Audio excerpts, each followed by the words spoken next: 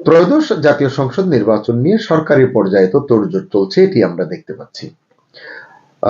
যে দলগুলো অংশ নিচ্ছে তারাও মোটামুটি তৎপর হয়ে উঠেছে, কিন্তু একই সঙ্গে একটি প্রশ্ন কিন্তু জোরে সোরে উচ্চারিত হচ্ছে, সেটা হলো এই নির্বাচন কি সবাই মেনে নেবে দেশে এবং বিদেশে? কারণ আপনারা জানেন আওয়ামী লীগ সহ আরো বেশ কয়েকটি দল এই নির্বাচনে অংশ নেবার সুযোগ পাচ্ছে না। বিদেশের বিষয়টা আলোচনা করতে চাই। আসলে আপনারা জানেন আমাদের জাতীয় নিরাপত্তা উপদেষ্টা খলিলুর রহমান সম্প্রতি আমেরিকা সফর করেছেন। ওই সফরের প্রেক্ষাপটে কিছু তথ্য আপনাদের সঙ্গে শেয়ার করতে চাই। এই সফরকালে খলিলুর রহমান যুক্তরাষ্ট্রের একাধিক কর্মকর্তার সঙ্গে, মানে কমপক্ষে ৩ জন শীর্ষ কর্তার সঙ্গে বৈঠক করেছেন, এমনটাই জানা গেছে। সূত্র বলছে এসব বৈঠকেই খলিলুর রহমান ওয়াশিংটনের অস্বস্তি এবং অসন্তোষ টের পেয়েছেন। অবাক করার মতো কথা, আমেরিকা কেন অস্বস্তি প্রকাশ করবে, অসন্তোষ প্রকাশ করবে? জানা গেছে অন্তর্বর্তী সরকারের আচরণ, কোন আচরণ বুঝতে পারছেন? নির্বাচন নিয়ে কিছু আচরণ আমেরিকা মেনে নিতে পারছে না, এমনটি জানা গেছে। সেটা স্পষ্টভাবে তারা খলিলকে জানিয়ে দিয়েছেন। খলিলুর রহমানকে বার্তা দেওয়া হয়েছে নির্বাচন যাতে অবাধ হয়, নিরপেক্ষ হয়, সেটা ইউনূস সরকারকে নিশ্চিত করতে হবে। এই ৩ মার্কিন শীর্ষকর্তা জাতীয় নিরাপত্তা উপদেষ্টা খলিলুর রহমানকে বলেছেন আসন্ন নির্বাচনে আমেরিকার তরফে সব ধরনের সাহায্য করা হবে, কিন্তু নির্বাচনে কোন রকম বিশৃঙ্খলা মেনে নেওয়া হবে না, কারচুপি তো নয়। যদি এই বার্তা সঠিক হয় তাহলে বোঝা যাচ্ছে আগামী নির্বাচনে ম্যানিপুলেশনের খুব একটা সুযোগ থাকছে না। যদি থাকে তাহলে এর জন্য জবাব দিতে হবে ইউনূস সরকারকে, এমনটি বোঝা যাচ্ছে আসলে। কিন্তু এটা কতটা বিশ্বাস করব সেটি অন্য প্রশ্ন। তার মানে কি দাঁড়াচ্ছে? আওয়ামী লীগ ছাড়া যে নির্বাচন করতে মরিয়া হয়ে উঠেছে ইউনূস সরকার, এতে কি মনে হয় আপনাদের নাখোশ আমেরিকা? আসল সত্যটা কি আসলে? কিভাবে আমরা জানবো এই সত্যটা? যে কথাগুলো মার্কিন ৩ শীর্ষ কর্তা বলেছেন, সত্যি কি এগুলো যুক্তরাষ্ট্রের মনের কথা, ওয়াশিংটনের মনের কথা? এগুলো কি তাদের নীতি নৈতিকতার কথা? তারা যে গণতন্ত্রের পক্ষে সবক দেয় তার অনুকূলের কথা? এই প্রশ্নগুলো কিন্তু আসে। আমার কাছে কেন জানি রহস্যময় ঠেকছে এই বিষয়গুলো। আমেরিকা অন্তর্বর্তী সরকারের কাছে চাইছে, অথচ অন্তর্বর্তী সরকার আমেরিকার সেই কূটনৈতিক বার্তা উপেক্ষা করছে। মানে আমেরিকা বলছে এই করতে হবে, কিন্তু অন্তর্বর্তী সরকার করছে না, উপেক্ষা করছে। এতটা সাহসের পেছনে ব্যাখ্যা কি? মানে ইউনূস সরকার এত সাহস কোথায় পায়? এরকম পরিস্থিতিতে অতীতে আমরা কি দেখেছি? যুক্তরাষ্ট্র কি ধরনের পদক্ষেপ নেয়, কি করে তারা? এবার তারা কি করছে বা কি করবে? এটিও তো একটি প্রশ্ন। খলিলুর রহমানের বৈঠক নিয়ে দেশের গণমাধ্যমে আপনারা সংবাদ হয়তো দেখেছেন ইতিমধ্যেই। প্রধান উপদেষ্টার প্রেস উইংয়ের বিবৃতিও হয়তো পড়েছেন, যেগুলো কাগজে এসছে। কিন্তু মিস্টার খলিলকে যে ৭ দফা বার্তা দিয়েছে ওয়াশিংটন, ওই শীর্ষ কর্তারা, সেটা নিয়ে খুব একটা আলোচনা হয়নি, অন্তত আমি দেখিনি। সেজন্যই আলোচনা। সরকারের তরফ থেকে বলা হয়েছে ওয়াশিংটনে খলিলুর রহমান বৈঠক করেছেন মার্কিন স্টেট ডিপার্টমেন্টের আন্ডার সেক্রেটারি এলিসন হুকার, সহকারী পররাষ্ট্র সচিব পল কাপুর এবং সহকারী বাণিজ্য প্রতিনিধি ব্রেন্ডন লিঞ্চের সঙ্গে। এই ৩ জন, এদের প্রত্যেকের সঙ্গে আলোচনার জন্য আমাদের মানে বাংলাদেশের ভিন্ন ভিন্ন এজেন্ডা আছে। এটিও আমরা অনেকেই জানি। সাদা চোখে যদি দেখি, এগুলো হলো স্বাভাবিক কূটনৈতিক বৈঠক। যদিও অনেকে বলছেন গোপনে গেছে, ডেকে নিয়ে গেছে, এগুলো আসলে আমি বিশ্বাস করি না। ডেকে নিয়ে যাওয়ার মতো কোনো ঘটনা এখানে ঘটেনি বলেই আমি মনে করি। সরকারি ভাষ্য আরো বলছে খলিলুর রহমান আসন্ন জাতীয় নির্বাচনের প্রস্তুতি সম্পর্কে, নির্বাচন ব্যবস্থাপনা সম্পর্কে, অবাধ ও সুষ্ঠু ভোট আয়োজনের অঙ্গীকার সম্পর্কে, মানে তার সরকারের, অন্তর্বর্তী সরকারের এই বিষয়গুলো যুক্তরাষ্ট্রকে অবহিত করেছেন। খুব স্বাভাবিক। এর জবাবে বা প্রতিক্রিয়ায় মার্কিন কর্মকর্তারা তাদের অসন্তোষ বা অবিশ্বাসের কথা বলেছেন, বললাম একটু আগেই। সাথে একথাও তারা জানিয়েছেন বাংলাদেশের গণতান্ত্রিক রূপান্তরে যুক্তরাষ্ট্রের সমর্থন থাকবে। এলিসন হুকার খলিলুরকে জানিয়েছেন আমেরিকা এই ভোটকে হালকাভাবে দেখছে না, তার মানে তারা গভীর মনোযোগ রেখেছে, নজরদারি রেখেছে, এটি বোঝা যাচ্ছে।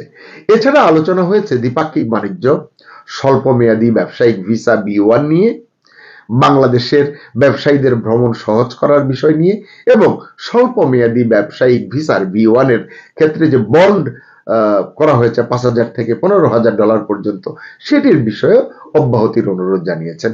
এটির জন্য তাৎক্ষণিক একটি জবাব তারা দিয়েছেন। আমাদের দেশ থেকে যেসব পর্যটক যান তারা যে মেয়াদ অতিক্রম করে থাকেন, ওভারস্টে করেন, এটির মাত্রা যদি কমে তাহলে এই জায়গাটি তারা ইতিবাচকভাবে দেখবেন, এরকম একটি বার্তা তারা দিয়েছেন, এটিও আপনারা জানেন। এলিসন উকার বলেছেন ভবিষ্যতে পর্যটকদের ওভারস্টে কমলে বন্ড নীতিমালা পুনর্বিবেচনা করা হতে পারে। এইমাত্র বললাম রোহিঙ্গা সংকটে যুক্তরাষ্ট্রের সহায়তা, এই ইস্যুতেও তাদের ভিতরে কথা হয়েছে। এই কথাগুলো শুনতে আসলে খুব স্বাভাবিকই মনে হচ্ছে, কিন্তু পর্দার আড়ালের গল্প নাকি ভিন্ন। কি সেটা? একাধিক গণমাধ্যম এবং কূটনৈতিক সূত্র বলছে এই সফরের আরেকটা দিক ছিল যেটা সামনে আসেনি, প্রকাশ্যে আসেনি। একটি গণমাধ্যমের প্রতিবেদন অনুসারে খলিলুর রহমানের হাতে 36 পাতার একটি নোটশিট তুলে দিয়েছেন সিনেট সদস্য জেমস গ্রিন। সেই বৈঠকে তাকে 7টি বিষয়ের উপর আমেরিকার স্পষ্ট বার্তাও জানিয়ে দেওয়া হয়েছে। সেই 7 দফা বার্তা কি? চলুন দেখি একে একে। প্রথমটা যদি এক বাক্যে বলি, অন্তর্বর্তী সরকারের ভূমিকায় তীব্র অসন্তোষ প্রকাশ করেছে তারা। বৈঠকে নিরাপত্তা উপদেষ্টাকে স্পষ্ট দৃঢ় ভাষায় জানিয়ে দেওয়া হয়েছে অন্তর্বর্তী সরকারের তরফে আমেরিকাকে আশ্বাস দেওয়া হয়েছিল, আমাদের সরকার আমেরিকাকে আশ্বাস দিয়েছিল দেশে স্থিতিশীলতা ফিরিয়ে আনা হবে, নিশ্চয়ই এখন নয়, শুরুতে। দেশে আইনের শাসন প্রতিষ্ঠিত হবে। কোনো আশ্বাস অন্তর্বর্তী সরকার পূরণ করতে পারেনি। এটি হচ্ছে এই 3 শীর্ষ কর্তা যে বসেছেন, বৈঠক করেছেন পৃথকভাবে বা একসঙ্গে, তাদের বৈঠকের সারমর্ম। এরপর দেখি 2-এ কি আছে। চীনের সঙ্গে বাংলাদেশের 3টি MOU স্বাক্ষর নিয়ে কথা হয়েছে, সমঝোতা স্মারক। খলিলুর রহমান অবশ্য বলেছেন মার্কিন কর্মকর্তাদের যে এ ধরনের কোনো MOU অন্তর্বর্তী সরকারের আমলে স্বাক্ষরিত হয়নি, অর্থাৎ কোনো চুক্তি হয়নি। পত্রপাঠ এই জবাব খারিজ করে দিয়েছেন পল কাপুর সহ মার্কিন অন্য কর্মকর্তারা। বরং তারা জানিয়েছেন ইউনূস সরকারের আমলেই এই 3টি MOU সই হয়েছে, প্রয়োজনে যথাসময়ে তারা তথ্য প্রমাণ তুলে ধরবেন। দর্শক শ্রোতা, বিশ্বাস করুন, এটি যদি সত্যি হয়, মার্কিনীদের কথা যদি সত্যি হয়, এটি আমাদের জন্য অত্যন্ত লজ্জার বিষয়, অন্তত কূটনৈতিক স্তরে। 3, চীনের সঙ্গে বাংলাদেশের অত্যধিক মাখামাখি নিয়েও তারা উদ্বেগের কথা জানিয়েছেন। মাখামাখি তো আছে। তারা বলেছেন বাংলাদেশ এখন চীনের কাছে স্বর্গরাজ্য হয়ে উঠেছে। অত্যন্ত আপত্তিকর কথা। বেজিংকে 3টি সামরিক স্থাপনা, স্বয়ংক্রিয় যন্ত্রপাতি তৈরির জন্য সে দেশের সঙ্গে যে চুক্তি করা হয়েছে, চুক্তিকে আমেরিকা ভালো চোখে দেখছে না বলে খলিলুর রহমানকে জানিয়ে দিয়েছেন শীর্ষ মার্কিন আমলারা। জাতীয় নিরাপত্তা উপদেষ্টাকে তারা স্পষ্ট করে বলেছেন বাংলাদেশ তাদের সার্বভৌমত্ব চীনকে বিক্রি করে দিয়েছে। 4, বাংলাদেশে জঙ্গি গোষ্ঠীর সক্রিয়তা প্রসঙ্গে মার্কিন কর্মকর্তারা বলেছেন বাংলাদেশে এখনো 17টি সক্রিয় ইসলামিক জঙ্গি গোষ্ঠী রয়েছে। সক্রিয়। অন্তর্বর্তী সরকার এর বিরুদ্ধে কোনো ব্যবস্থা নেয়নি, তার নিশ্চয়ই তারা ব্যবস্থা নিতে বলেছিল, কারণ যত যাই হোক মার্কিন যুক্তরাষ্ট্র এই জঙ্গিদেরকে আসলে খুব একটা ও সেইভাবে পুষবে না। ফলে বাংলাদেশ একটি অনিরাপদ দেশে পরিণত হয়েছে, এটি মার্কিন কর্মকর্তারা বলছেন। এই অবস্থায় তারা বলছেন বাংলাদেশে ভোট কতটা অবাধ হবে তা নিয়ে আমেরিকার সন্দেহ রয়েছে, অর্থাৎ তারা সন্দিহান। 5, তারা বলেছেন যে বাংলাদেশে মত প্রকাশের স্বাধীনতা নেই, বিচার বিভাগের নিরপেক্ষতা শূন্যের কোঠায় চলে এসেছে। 6, তারা খলিলুরকে এটাও জানিয়েছেন ভারতকে কৌশলগতভাবে চাপে রাখার জন্য চীনকে কোনোভাবেই সমৃদ্ধ করা যায় না।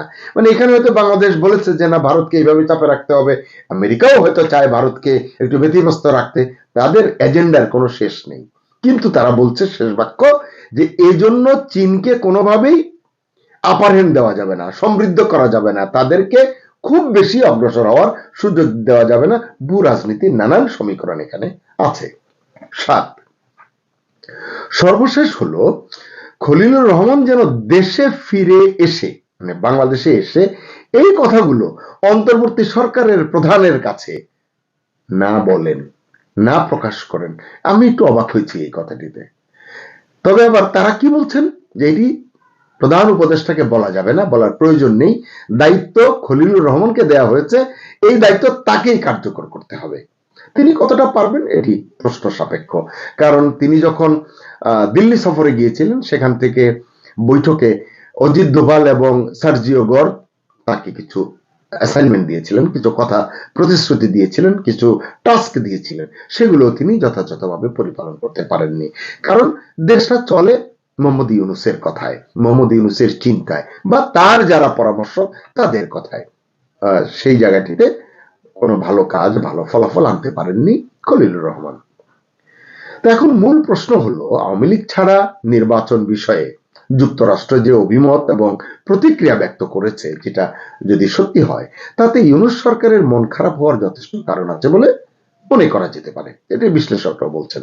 কারণ এই সংক্রান্ত আলোচনায় স্পষ্ট ইঙ্গিত দিয়েছে ওয়াশিংটন, আওয়ামী লীগ ছাড়া নির্বাচন করার এই আয়োজনে যুক্তরাষ্ট্র স্বস্তি বোধ করছে না, অর্থাৎ তারা খুশি নয়। তবু ইউনূস সরকার যুক্তরাষ্ট্রের চাপ না মেনে কৌশলে বিকল্প প্রস্তাব দিয়েছে, যাতে যুক্তরাষ্ট্রকে চুপ রাখা যায়। কি সেই বিকল্প প্রস্তাব? সেটাও আপনারা হয়তো জেনে গেছেন। ট্রাম্পের মন পেতে ফিলিস্তিনের বিরুদ্ধে যুদ্ধে অংশ নিতে যাচ্ছে বাংলাদেশ, অর্থাৎ গাজায় নামতে যাচ্ছে বাংলাদেশি সেনা। আন্তর্জাতিক স্থিতিশীল একটা শান্তির বাহিনী করতে চান ট্রাম্প। আপনারা জেনেছেন, এটি আরো বেশ কয়েকদিন আগের খবর। আপনারা জানেন, এটা নিয়ে দেশের ভেতরে ইতিমধ্যেই এক প্রকার চাঞ্চল্য তৈরি হয়েছে, তর্ক বিতর্ক হচ্ছে নানান জায়গায়। প্রশ্ন উঠেছে, বাংলাদেশ কি এই যুদ্ধে জড়িয়ে পড়তে যাচ্ছে? জাতীয় নিরাপত্তা উপদেষ্টা খলিলুর রহমান কেন ট্রাম্প প্রশাসনকে বলে এলেন গাজায় সেনা পাঠাতে চায় বাংলাদেশ? এই সংবাদটি নিয়ে এখন আমাদের দেশের তথাকথিত মোল্লা মৌলবীরা কেন কথা বলছে না, সেটাও কিন্তু একটা রহস্যের বিষয়। আর আরেকটি প্রশ্ন, এই যে কথা তিনি দিয়ে এসেছেন, তিনি মার্কিন যুক্তরাষ্ট্রে যাওয়ার আগে কি এটি সেনাবাহিনী সহ সংশ্লিষ্ট কর্তৃপক্ষের সঙ্গে আলোচনা করে গেছেন? এটি একটি নীতি নির্ধারণী বিষয়। মোহাম্মদ ইউনূস কি তাকে এই অনুমোদন দিয়েছেন? এগুলি জানা দরকার। আমরা দেখেছি, এই ইউনূসের শাসনামলেই দেশে ইসরায়েলের বিরুদ্ধে প্রতিবাদ হয়েছে। আপনারা নিশ্চয় দেখেছেন, বাটার শোরুমে তাণ্ডব চালিয়েছে কট্টরপন্থীরা। কোকা কোলা সহ আরো অনেক সংস্থার কোল্ড ড্রিঙ্কসের বোতল, তাদের পণ্য রাস্তায় ভাঙচুর করা হয়েছে, চুরি করা হয়েছে, লুটপাট করা হয়েছে, কারণ এগুলো নাকি ইহুদিদের। প্যালেস্টাইনের পাশে দাঁড়ানোর জন্য তখন সে কি উত্তেজনা।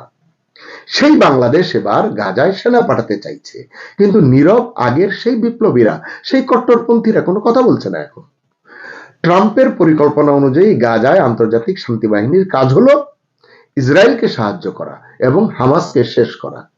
তো বাংলাদেশ তো ইসরায়েলকে স্বীকৃতিই দেয় না, তাহলে সেখানে সেনা সদস্য পাঠাতে চাইছে কেন? ট্রাম্প প্রশাসনকে খুশি করতে, নাকি তাদের রোষানল থেকে রেহাই পেতে? ইতিমধ্যেই প্রধান উপদেষ্টার প্রেস উইং এর বিবৃতিতে জানা গেছে, খলিলুর রহমান গাজায় আন্তর্জাতিক সামরিক বাহিনীতে বাংলাদেশের অংশগ্রহণের বিষয়টি উত্থাপন করায় মার্কিন কর্মকর্তারা ইতিবাচক প্রতিক্রিয়া দিয়েছেন। দিবেনই তো, মানে এটাতে আর না দেওয়ার কি আছে? তারা তো এটাই চায়। আসল কথা হলো, আমেরিকার সঙ্গে ঘনিষ্ঠতা বৃদ্ধির জন্যই বাংলাদেশ গাজায় সেনা পাঠাতে চাইছে, এমনটি মনে করছেন রাজনৈতিক বিশ্লেষকরা। তাই সামগ্রিক প্রেক্ষাপটে এখন প্রশ্ন হলো, নির্বাচন যদি শেষ পর্যন্ত হয়েই যায়, কি হবে এর ভবিষ্যৎ? সরকার কি সত্যিকার অর্থে ভোটারদের অংশগ্রহণমূলক একটি নির্বাচন আয়োজন করতে পারবে, যেটি আমেরিকা চাইছে, যেটি আন্তর্জাতিক বিশ্ব চায়, পর্যবেক্ষকরাও এটি প্রত্যাশা করে? যদি এটি না হয়, যদি কারচুপি হয়, ম্যানিপুলেশন হয়, ফেব্রিকেশন হয়, তাহলে কি হবে? আর যে 7 দফা বার্তা দেয়া হয়েছে খলিলুর রহমানকে, সেগুলো কি শুধুই কূটনৈতিক সতর্কতা, নাকি নির্বাচনের আগে বাংলাদেশের উপর নতুন করে চাপ